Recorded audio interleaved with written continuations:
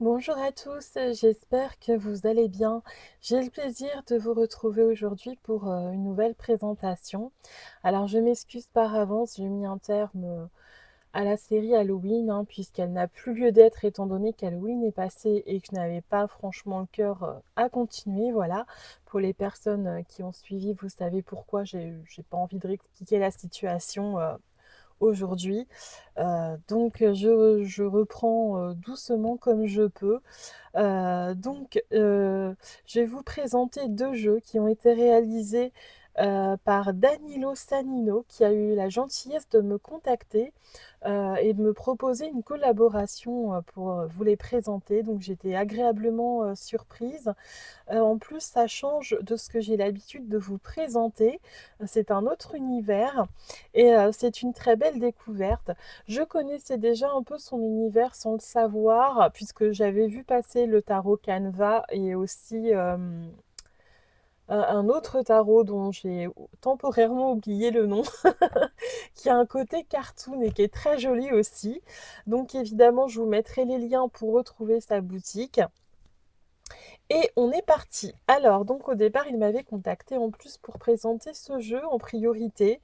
Quand il a su que je connaissais déjà son travail, il a eu la gentillesse de m'envoyer le tarot Canva que j'aimais beaucoup également.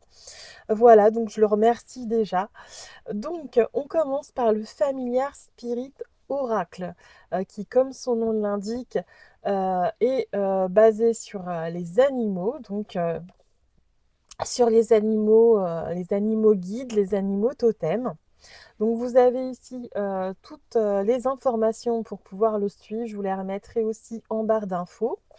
Donc c'est un jeu. Alors, est-ce qu'il y a le nombre de cartes?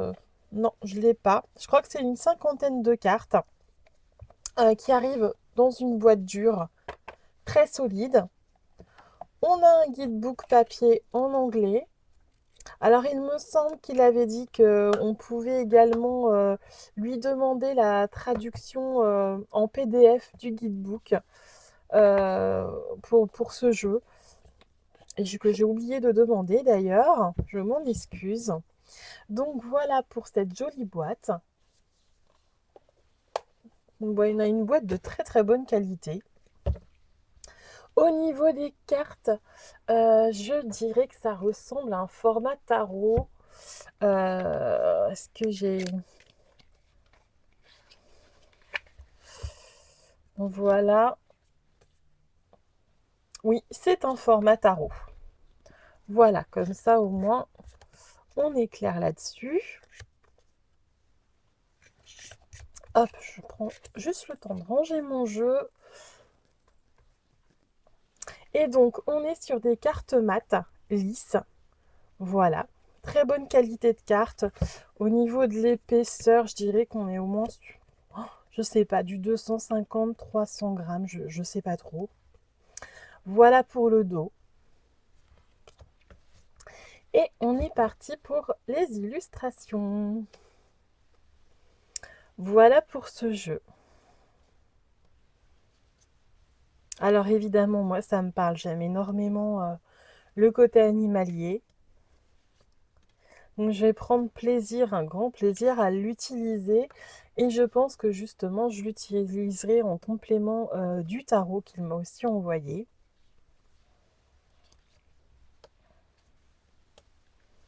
On a des couleurs vraiment qui sont chatoyantes, qui ressortent bien.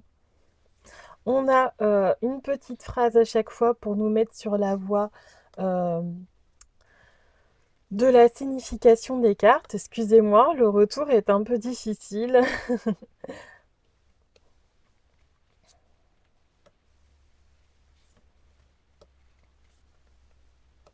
Et j'aime bien sur l'aigle, on retrouve vraiment le regard perçant des rapaces. Je trouve qu'elle est très bien faite cette carte.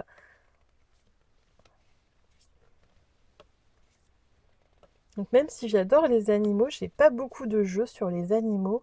Donc j'étais d'autant plus curieuse de le découvrir et de voir un petit peu ce qui allait être associé à chaque animal.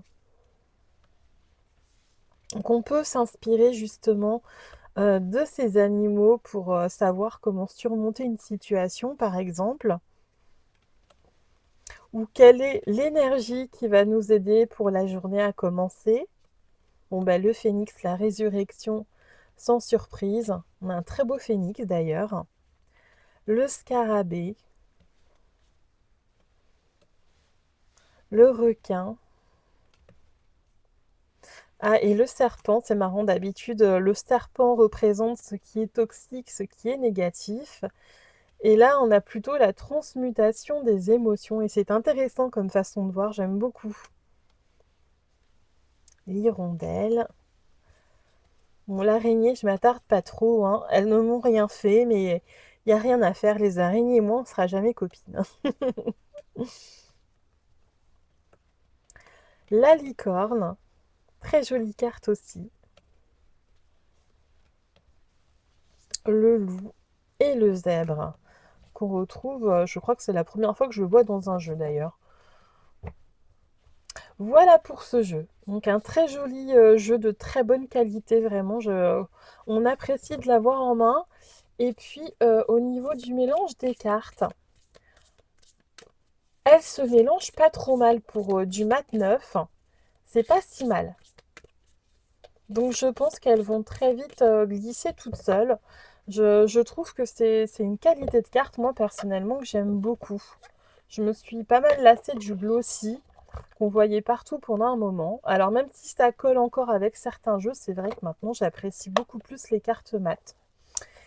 Et on continue et on termine avec le fameux tarot Canva que j'avais trouvé super original dans sa conception. Alors déjà, je vous laisse admirer la boîte. Donc il est aussi sur Etsy, hein, je vous le mettrai aussi, j'essaierai vraiment de vous mettre tous les liens. Et donc là, pour les arcanes majeures, même la boîte à l'intérieur est encore décorée. Si j'arrive à sortir toutes les cartes, voilà. Donc là, cette fois-ci, le guidebook sera par QR code. Et on a l'intérieur encore qui est tout décoré. On a un décor un peu de théâtre ou de musée, c'est vraiment magnifique. Et là, c'était le coup de cœur notamment pour les arcades majeures. Alors, on a toujours, j'ai la bouche qui s'assèche, on a toujours donc un format tarot avec un dos comme ceci et toujours ce fini mat et une très bonne qualité de carte. C'est la même épaisseur que les précédentes. Et on va regarder tout de suite les arcanes. Donc, il a repris des tableaux existants pour réaliser les arcanes majeures de son jeu. Et je trouve ça extrêmement réussi. Ça, par exemple, je l'adore cette carte. L'empereur aussi, elle est superbe. Le hiérophante, les amoureux, le chariot, la force, très jolie aussi. L'ermite que alors j'aime énormément, je crois que c'est une de mes préférées. La roue de la fortune, la justice, le pendu, la mort, j'adore aussi la tempérance, vraiment elles sont superbes ces cartes. Le diable, la tour. On a vraiment des représentations très fortes des arcades majeures et ça c'est ce qui me plaît parce que je trouve qu'elles sont vraiment judicieusement choisies. Ça permet aussi de découvrir des œuvres que personnellement certaines je ne connaissais pas. Et on passe aux arcades mineures. Des arcades mineures qui du coup sont entre le... Alors, sont plutôt Rider-Waite, mais un Rider-Waite façon Marseille. Donc on va bien retrouver la symbolique, mais au lieu d'avoir des scénettes, ça va être quelque chose de simplifié.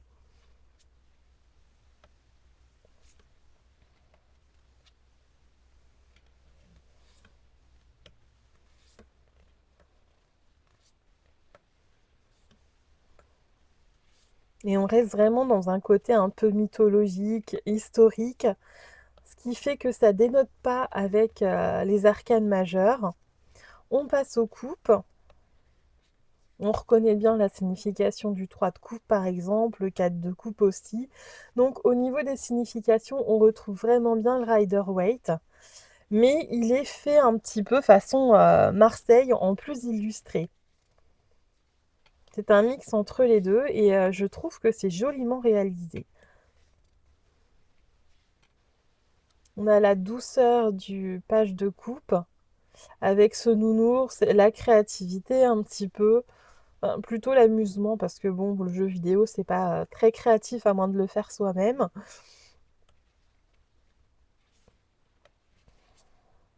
Ensuite, on passe au bâton.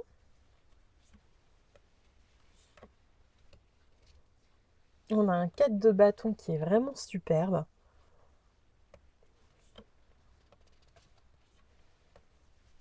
Hop, je recentre un petit peu.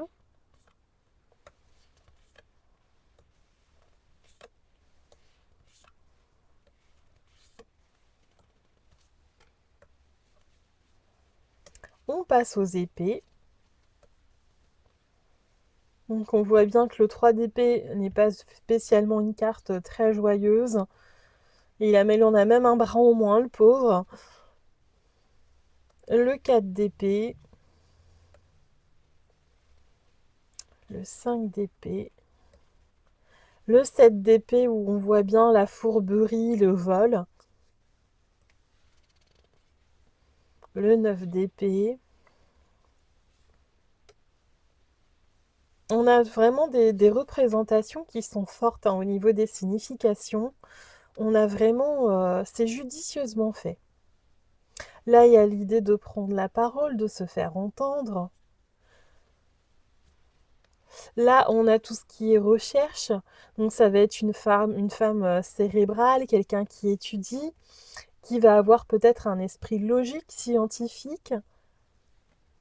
Et je trouve que c'est un jeu qui est une bonne façon, même si les illustrations n'ont rien à voir avec le Rider-Waite traditionnel, et ben finalement, je trouve que c'est un jeu qui se prête très bien aux débutants aussi, on va vraiment avoir plein de symboliques, plein de petits détails qui vont nous mettre sur la voie de la signification. Donc du coup, il ne va pas y avoir spécialement besoin d'être plongé dans son bouquin ou de connaître par cœur les significations de chaque carte, on va avoir une foule de petits détails qui vont nous aiguiller, et même pour réaliser les associations de cartes, mais je trouve que c'est plus facile avec un jeu comme celui-ci.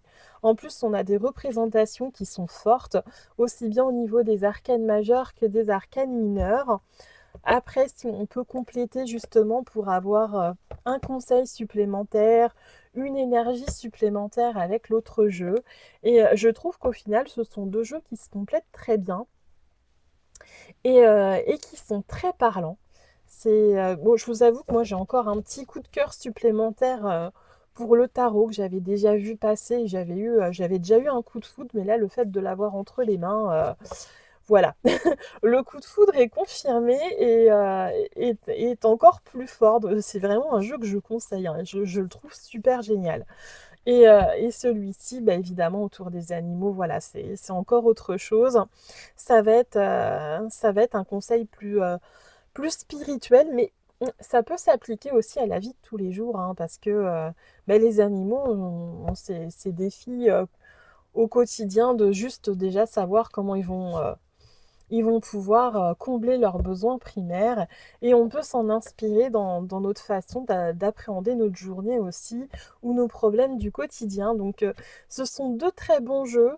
On sent que ça a été pensé intelligemment, que l'auteur a bien réfléchi à ses cartes, et que c'est pas juste voilà un truc commercial fait à l'arrache parce qu'il faut faire du joli, parce qu'il faut vendre. Là, on a quelque chose avec une âme qui est réfléchie, et je trouve que ce sont deux jeux qui sont très réussis, voilà. Et j'espère que j'aurai rendu honneur à ces jeux. Bon, vous savez, hein, même quand j'aime pas, je le dis, voilà, quand je trouve qu'il y a des choses qui vont pas, vous le savez maintenant, que j'ai acheté ou pas le jeu, je le dis toujours. Donc là, mais je suis contente du fait qu'on m'ait envoyé ces deux jeux et de ne rien avoir de mal à dire, ça me fait plaisir.